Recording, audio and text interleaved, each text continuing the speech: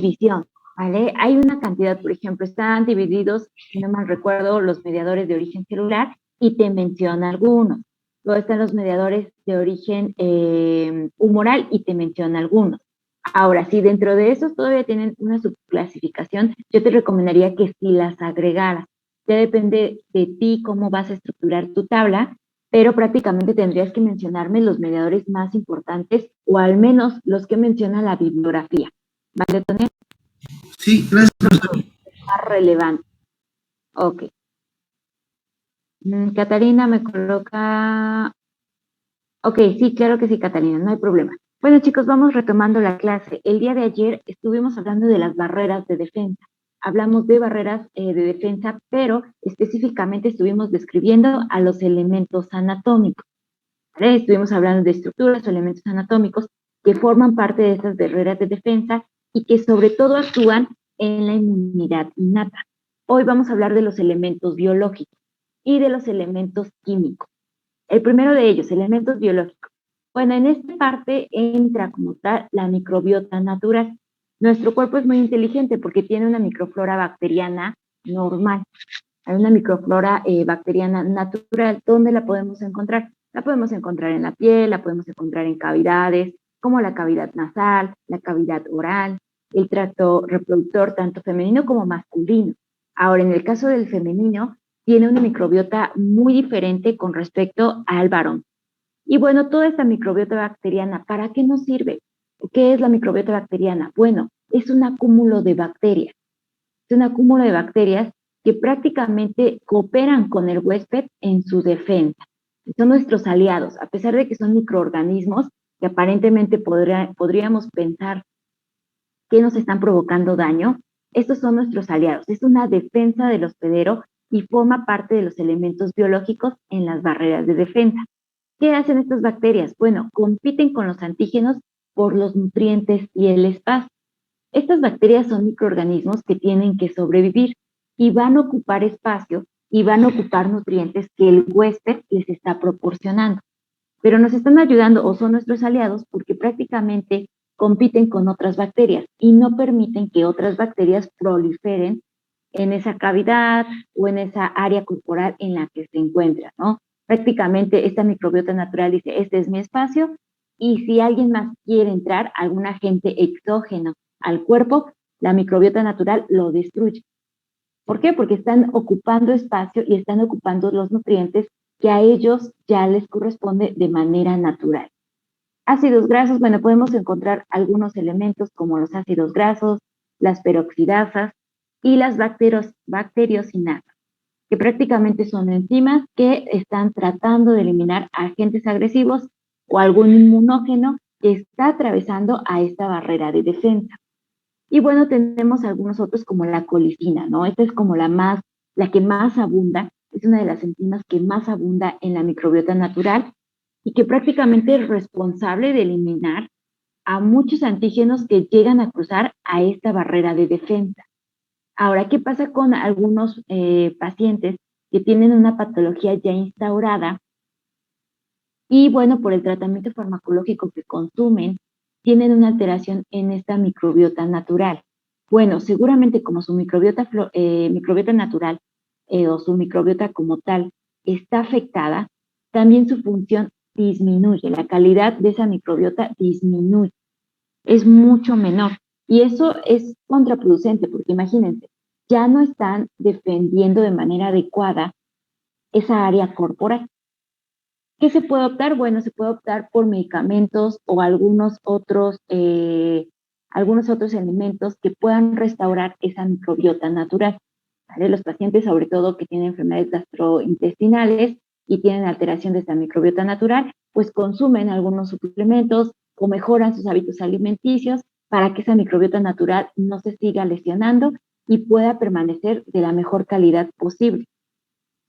¿Qué hace esta microbiota natural? Bueno, destruye invasores y controlan a su propia población.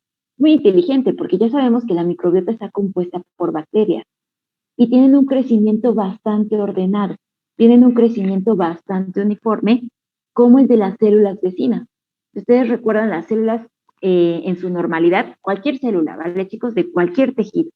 tiene la única función de mantener la homeostasis del cuerpo o la homeostasis del huésped. También lo hacen las bacterias de esta microbiota. Entonces, si comienzan a proliferar de manera descontrolada, ellas mismas tratan de controlar a su población. Eliminan también a través de las células inmunitarias, se apoyan de estas células inmunitarias a eliminar invasores, a eliminar a sus propias bacterias que ya tienen un tiempo de vida, que ya no les permite seguir existiendo o que al contrario puede estar poniendo en riesgo a esta población, bueno, también la elimina, ¿no? Es bastante controlado. La pregunta es aquí, la pregunta, perdón, podría ser, ¿qué pasa si mi microbiota natural no está controlada? Bueno, esto puede ser consecuencia de alguna patología, puede ser consecuencia también de algún fármaco o puede ser consecuencia de un consumo excesivo de irritantes que están lesionando a la microbiota natural. La microbiota intestinal es la microbiota más abundante en el cuerpo, sobre todo porque el intestino es un órgano que es bastante grande, tiene una longitud bastante considerable, entonces la microbiota intestinal tiene que estar abarcando toda la estructura del intestino. Por eso se dice que es la más abundante. Y bueno, aquí vamos a tener que esta microbiota va a participar con el malt. ¿Qué es el malt, Brizuela? ¿Recuerdas qué es el malt? El tejido asociado a mucosa. El tejido linfoide, ¿vale? Tejido linfoide asociado a mucosa. Y si nosotros recordamos, bueno, es específicamente células inmunitarias que se encuentran en las mucosas. La microbiota natural se apoya con este malt o con estas células inmunitarias a contrarrestar antígenos extraños o antígenos potencialmente inmunógenos que podrían estarnos provocando alguna reacción. Vamos a hablar ahora de los elementos químicos. Los elementos químicos también participan como barreras de defensa, sobre todo en la inmunidad innata y también van a estar participando en la inmunidad adquirida. ¿Cuáles son los elementos químicos? Bueno, son enzimas y familias de péptidos y proteínas que pueden destruir y actuar como receptores para atrapar microbios en los tejidos o en la circulación. Prácticamente son proteínas aisladas, pueden ser enzimas. Las enzimas son proteínas también, pero que ya tienen una actividad catabólica.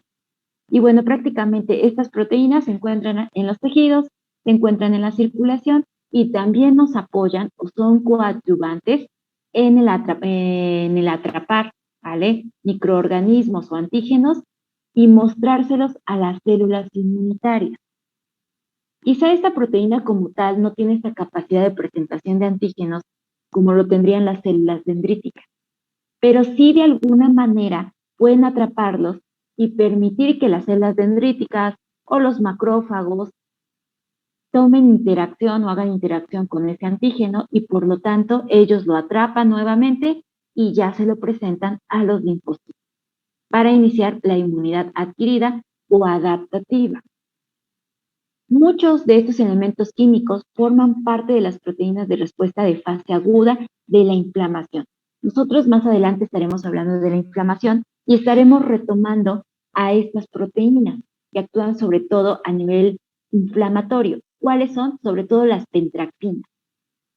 Las pentraxinas las vamos a encontrar sobre todo en el proceso inflamatorio agudo, como en el caso de la proteína C reactiva.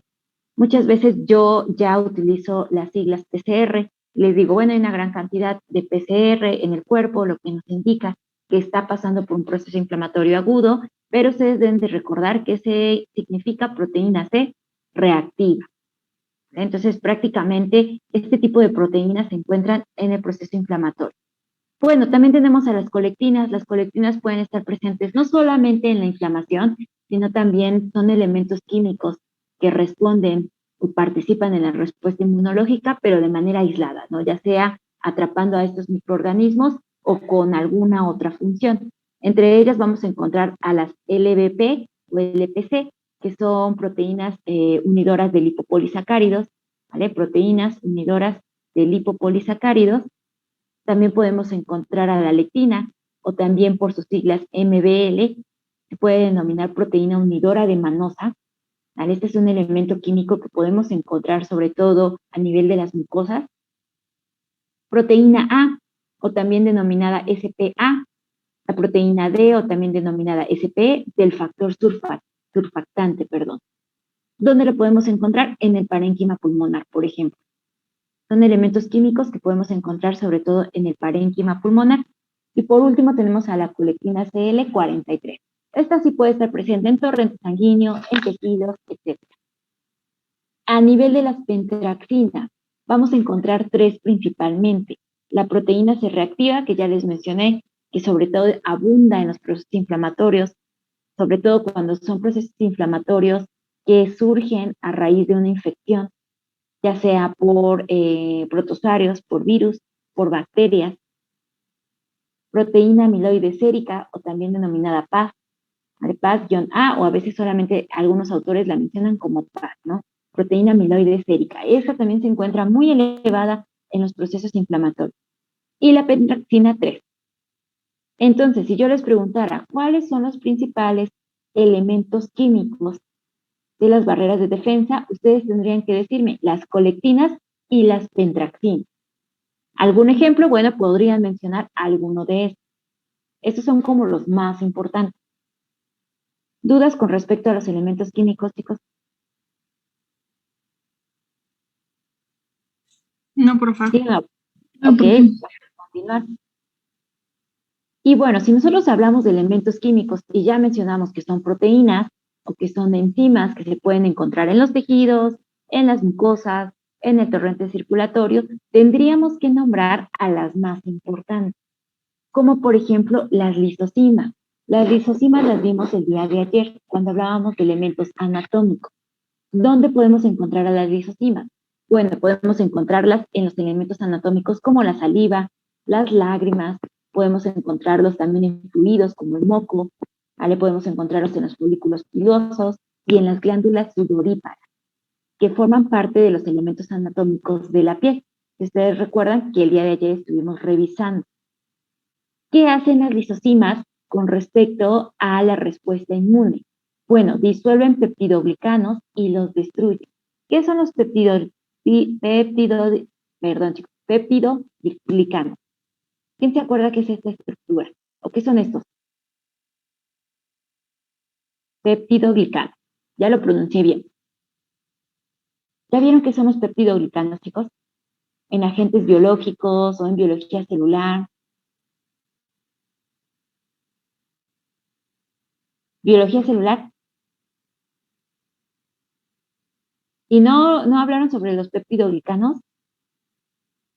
Bueno, vamos a dejarle la tarea a alguien, vamos a elegir a la víctima. A ver, Lisette Zárate, vas a investigarnos para la próxima clase qué son los peptidoglicanos. Y nos vas a decir, explicar brevemente qué son estas estructuras. Se encuentran sobre todo en las membranas celulares. Y bueno, tenemos a la lactoferrina. La lactoferrina también es otra enzima, y es una enzima que podemos encontrarla en varias estructuras. Sobre todo se puede encontrar a nivel del torrente sanguíneo. ¿Qué hace la lactoferrina? Esta capta hierro como tal. Se capta hierro y de ahí el nombre de lactoferrina, e impiden que lo hagan otras bacterias para su desarrollo. ¿Por qué? Porque hay bacterias que son muy inteligentes y para sobrevivir roban el hierro que normalmente el huésped tiene. ¿Dónde vamos a encontrar elevadas cantidades de esta molécula? Las podemos encontrar sobre todo en el torrente sanguíneo. Entonces, estas enzimas están captando ese hierro, ¿vale? Sobrante o en exceso, para que no lo hagan algunos otros microorganismos. Como por ejemplo, ¿cuáles? Pueden ser bacterias, pueden ser virus y pueden ser hongos. De hecho, en predominio son las bacterias y los hongos. Virus son muy poquitos, pero imagínense, un virus que de por sí es una estructura compleja o es un microorganismo complejo y que todavía tenga la capacidad de captar hierro del huésped, híjoles, pues es muy difícil, ¿no? Es muy complicado y de hecho son muy poquitos los microorganismos que tienen esta capacidad. La lactoferrina también tiene funciones antiinflamatorias, antioxidantes e inmunomoduladoras, porque participan en la respuesta inmune, sobre todo muy ligado a las células sanguíneas. Defensinas. Las defensinas son otras enzimas que sobre todo las podemos encontrar a nivel de la piel, a nivel de los epitelios. Podemos encontrarlas también íntimamente relacionadas con los neutrófilos, los mastocitos o podemos encontrarlas en las criptas. Las criptas, por ejemplo, son estructuras que podemos encontrar en la parte superficial de las mucosas, pero también podemos encontrarlos a nivel de la fibra muscular, a estas famosas criptas. Y bueno, estas enzimas se van a colocar allí, funcionando como una barrera de defensa. ¿Qué hacen estas defensinas? Bueno, estas reclutan y activan a las ACP. ¿Qué son las ACP, chicos? Levanten la manita. A ver, vamos a elegir a la víctima. Kevin Bernstein. Kevin.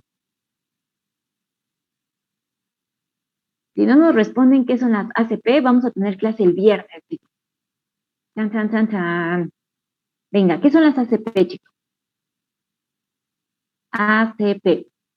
Jessica Muñoz. Son las células presentadoras de antígeno. Células presentadoras de antígeno. Lo salvó Jessica. Muy bien, Jessica, muchas gracias.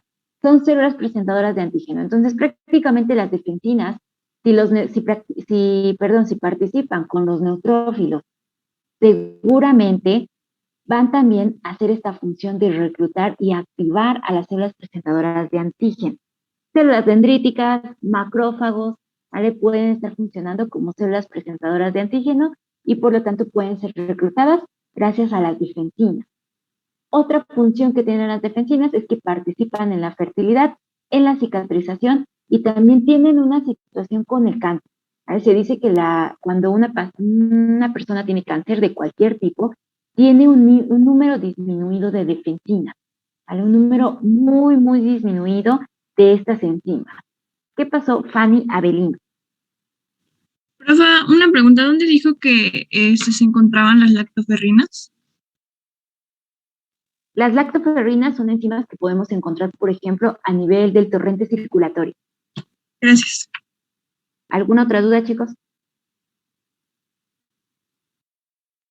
Bueno, vamos a continuar. Y tenemos otro bloque de enzimas, ¿vale? Prácticamente yo les coloqué las más importantes, la que tiene mayor relación con la respuesta inmunológica, pero tenemos que entender que hay una gran cantidad, ¿no? De hecho, las enzimas son proteínas que abundan en el cuerpo, cada una tiene cierta función, cada una se activa de manera distinta según la respuesta inmunológica y también depende del tejido en el que se encuentra.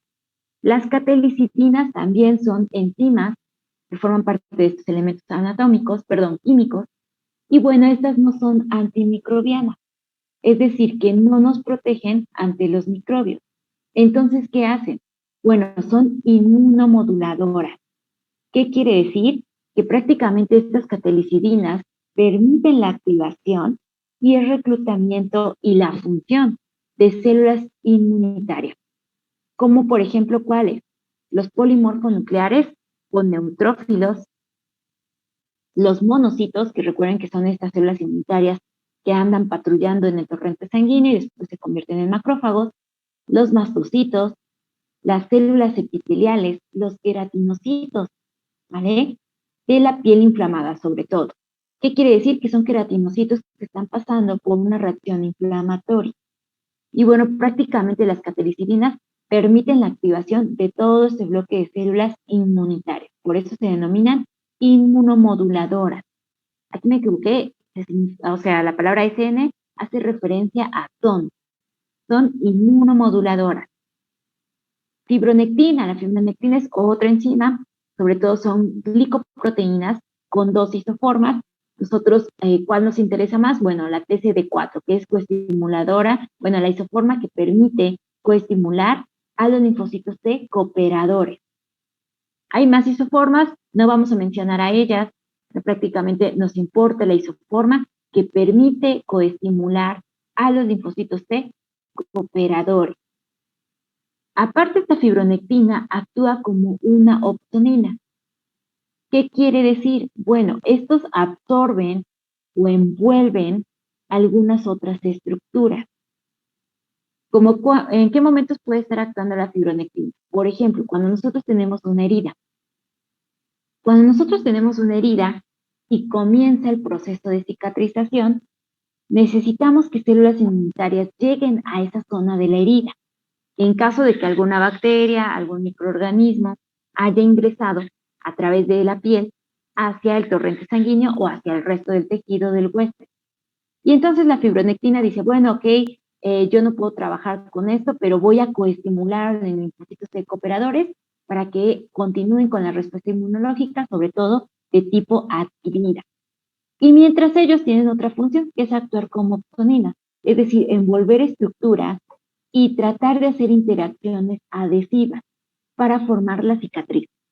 ¿Vale? Prácticamente gracias a la fibronectina también se dan los depósitos de fibrocartílago, ¿vale? De fibrina, etcétera.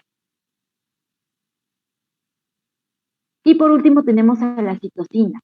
Las citocinas ya son estructuras que hemos mencionado anteriormente, ¿se acuerdan? Cuando hablábamos, por ejemplo, del proceso de quimiotaxis.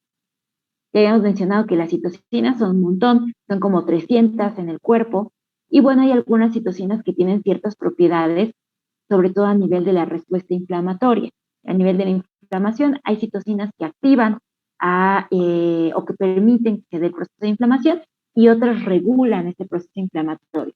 Bueno, ¿cuáles son las principales citocinas que nos compete a nosotros con respecto a la respuesta inmunológica? La primera de ellas es la TNF, o también denominada factor de necrosis tumoral. Recuerden, factor de necrosis tumoral. Vamos a estar escuchando mucho esta junto con la interleucina 1. La interleucina 1, recuerden que las citocinas pueden nombrarse como interleucinas, interleuquinas, bibliografías muy antiguitas incluso las mencionan como quininas. Todas estas hacen referencia a la citocina. Y bueno, podemos encontrar también a la interleucina 6, y estas tienen propiedades antiinflamatorias. Es decir, ellos o estas citocinas como tal disminuyen o detienen el proceso inflamatorio. ¿Qué pasó, Jesús Robles? ¿Puede volver a definir las siglas primeras, por favor? Sí, claro que sí. Es factor de necrosis tumoral. Factor de necrosis tumoral. Estas citocinas, aparte de que tienen esta propiedad antiinflamatoria, son citocinas que también pueden llegar a identificar tumores, ¿vale? Por eso es el nombre, factor de necrosis tumoral. Interleucina 1 e interleucina 6, y tienen propiedades antiinflamatorias. ¿Qué otra citocina es importante en la respuesta inmunológica? La interleucina 8. ¿Por qué? Porque esta es quimioatrayente. ¿Qué quiere decir? Que participa en el proceso de quimiotaxis y que permite atraer a otras células inmunitarias al foco del efecto. Entonces, si yo les preguntara, ¿cuál es la principal citocina en el proceso de quimiotaxis? Es la interleucina 8. ¿Por qué? Porque esta es quimioatrayente. Si no existiera esa citocina como tal, pues las células inmunitarias no llegarían con tanta rapidez al foco inflamatorio, sobre todo los neutrófilos, ¿no? Que son los primeros en llegar a la zona de infección o a la zona de lesión. También tenemos a los interferones, ¿vale? Este es INF, es interferones, de interferón I, para inhibir sobre todo la transcripción viral. Los interferones son citocinas que actúan sobre todo a nivel de los virus, ¿vale? Cuando los microorganismos que ingresan son virus. Entonces tenemos interferón I, inhibe la transcripción viral, tenemos interferón 1, y tenemos al interferón 2, que sobre todo actúa activando a estas células inmunitarias. ¿Qué célula inmunitaria es, chicos? ¿Cuál se imaginan que está representada con estas siglas? Los macrófagos. Macrófagos, exacto, son macrófagos. Entonces, los interferones 2 activan a los macrófagos. Tenemos otras citocinas como la interleucina 10 y la TGF-beta, que es el factor transformante beta, ¿vale? Factor transformante beta, y estos inactivan a los linfocitos y a los macrófagos e inhiben la inflamación. Es decir, también son reguladoras de la inflamación. Si la interleucina 10 no existiera, y tampoco el factor transformante beta, prácticamente la inflamación nunca cedería. Continuaría. Lo que sucede en las enfermedades autoinmunes. Hay enfermedades autoinmunes en las que el problema está en estas citocinas. Y entonces estas citocinas son muy carentes o no existen y por lo tanto no hay algo que pueda limitar al proceso inflamatorio o detener al proceso inflamatorio. Citocinas, les digo chicos, hay como 300. ¿Vale? Nosotros vamos a hablar de las más importantes como las que se mostraron a continuación. ¿Dudas con los elementos químicos, chicos? ¿Dudas, profesora. preguntas? Va, que va. Pues continuamos. Ahora, ya hablamos de las barreras de defensa, elementos biológicos, elementos anatómicos, elementos químicos, y ahora nos vamos a olvidar un poquito de eso y vamos a hablar de los receptores de reconocimiento del sistema inmune. ¿Qué pasó, Monte? Miss, disculpe, ¿cree que pueda salir de la clase? Es que mi mamá acaba de hablar porque tenemos un problema familiar y voy a tener que salir de casa. ¿Cree que pueda Sí, retirar? claro que sí, Monse, no hay problema. Sí, claro que sí, Monse. Gracias por avisarme y espero que se arregle la situación en tu casa. Gracias, Miss. ¿Qué pasó, Elda? Hasta luego. ¿Qué pasó, Elda Hernández? Profe, una pregunta. Dijo que la interleucina 8 era la principal citocina en la quimiotaxis. Sí, es quimioatrayente, ¿vale? Entonces forma parte de las principales citocinas en la quimiotaxis, o de hecho es una de las protagonistas, ¿vale? Gracias. Ok, entonces, bueno, ya hablamos de esta barrera de defensa. Ahora imaginemos, el microorganismo entró, venció cualquier barrera, tanto la de elementos químicos como la de elementos, sobre todo la de elementos anatómicos y la de elementos biológicos, ¿no? Las atravesó y llega y se instaura en el hueso. Y entonces, ¿qué pasa? Bueno, las células inmunitarias tienen que estar atentas para iniciar la respuesta inmunológica. Y nosotros ya sabemos, aparte tuvimos un recordatorio de qué era la inmunidad innata y qué era la inmunidad adaptativa. La pregunta aquí en este momento es, ok, ya ingresaron, ¿cuáles son los receptores que permiten reconocer a estos antígenos? Son de reconocimiento del sistema inmune, tanto del antígeno como de la célula inmunitaria. Tenemos que entender que estos receptores se encuentran a nivel de la membrana celular. Están muy superficiales, muy superficiales. ¿Por qué? Porque permiten interactuar al antígeno o fracción del antígeno que nos pueda hacer potencialmente daño, ¿no? Entonces tenemos a los receptores de la inmunidad adaptativa y tenemos a los receptores de la inmunidad innata. Vamos a hablar primero de la inmunidad adaptativa, que son los receptores un poco más complejos, un poquito más complejos. ¿Por qué? Porque estos receptores reconocen microorganismos de una misma clase y antígenos diferentes de un mismo microbio. ¿Qué quiere decir? Que ellos, recuerden que la inmunidad adaptativa es específica, ¿vale? Y pueden reconocer a todos los microorganismos de la misma estirpe, de la misma clase, o de otras clases, claro que sí lo pueden hacer, y antígenos diferentes de un mismo microbio. Es decir, porciones de proteínas de ese mismo microorganismo que pueden estar generando o no una respuesta inmunológica. Y bueno, ¿cuáles son estos receptores? Los receptores de la inmunidad adaptativa es un sistema adaptativo que es capaz de reconocer a una amplia gama de antígenos. Y sobre todo estos receptores se van a encontrar a nivel de los linfocitos, a nivel de los linfocitos B, a nivel de los linfocitos T. Si nosotros hablamos de los receptores de los linfocitos B, se denominan BCR, receptor del linfocito B. Y tenemos a los TCR, que son los receptores para linfocitos T. Y también tenemos dos estructuras, que son los anticuerpos, o también denominados inmunoglobulinas. ¿Cuáles van a funcionar como receptores en la inmunidad adaptativa? La inmunoglobulina M y la inmunoglobulina B. ¿Dudas con respecto a esto?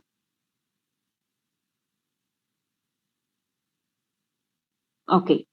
Y con respecto a la inmunidad innata, bueno, aquí vamos a tener que prácticamente los receptores de la inmunidad innata reconocen específicamente como antígenos a un número muy limitado.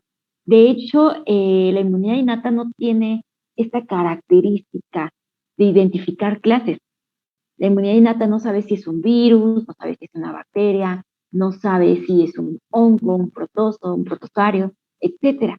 simplemente sabe que puede ser algo que nos pueda provocar daño y por lo tanto también tiene un número de proteínas muy limitado de reconocimiento. Y por lo tanto vamos a tener dos receptores, los PAM y los DAM. Si ustedes recuerdan, ya habíamos mencionado un poquito de ellos, ya habíamos hablado un poquito de estos receptores. ¿Qué son los PAM? Bueno, los PAM son patrones moleculares que comparten los microorganismos. Es decir, son aquellos patrones moleculares que pueden encontrarse en virus, que pueden encontrarse en bacterias, que pueden encontrarse en hongos, etcétera. Y como la inmunidad innata no puede reconocer clases, dice, bueno, no puedo reconocer clases, pero sí puedo reconocer patrones moleculares que son tienen mucha similitud entre cada uno de los microorganismos. Y por lo tanto reconoce a los PAM. Y tenemos a los DAM. Los DAM son patrones moleculares asociados con daño o peligro celular. ¿Qué quiere decir? Si la inmunidad innata no puede identificar clases y ya nos dimos cuenta que sí puede identificar patrones moleculares que comparten los mismos microorganismos, ¿cómo puede saber si este es dañino o no? Si nos puede hacer daño o no. Bueno, porque puede reconocer a los DAM. Y los DAM son patrones moleculares que están asociados con daño o peligro celular y que por lo tanto activan a la inmunidad innata porque ésta los reconoce y dice, ok, esto nos puede hacer daño. No sé qué sea, pero nos puede hacer daño porque tiene patrones moleculares que a mí me indican que son peligrosos y que son dañinos para el huésped. ¿Dudas con esto, chicos? ¿Alguna preguntita con los PAM y los DAM? No, profe. No, profesora. Okay. Naye, ¿alguna duda? A todos los veo. No, profe. No, ¿Veo ahí profe. algunas caritas? Ok, muchas gracias. Bueno, pues nos vamos a quedar hasta aquí, chicos. Ya nos queda muy poquito. ¿Vale? Bueno, aquí hay una, les voy a poner la pantalla para que la puedan revisar. ¿Vale? Prácticamente aquí definimos qué son los PAM, qué son los DAM. ¿Vale? Todos estos son patrones moleculares. Recuerden, patrones moleculares asociados a patógenos y patrones moleculares asociados a daño o peligro. Los PAMs, bueno, son moléculas estructurales. Si se corta la reunión, chicos, no se preocupen, ya no es necesario volver a ingresar, pero vamos a definirlos, a ver si nos da tiempo. Son moléculas estructurales comunes a una amplia variedad de patógenos. Es decir, la podemos encontrar en varios microorganismos. Y bueno, estos van a actuar con ciertas moléculas, como es la LPC. ¿Qué es la LPC?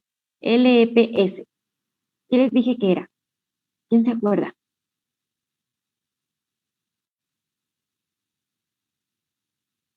La mencionamos en las dos diapositivas anteriores. Es una proteína unida al lipopolisacárido. Ahí tenemos también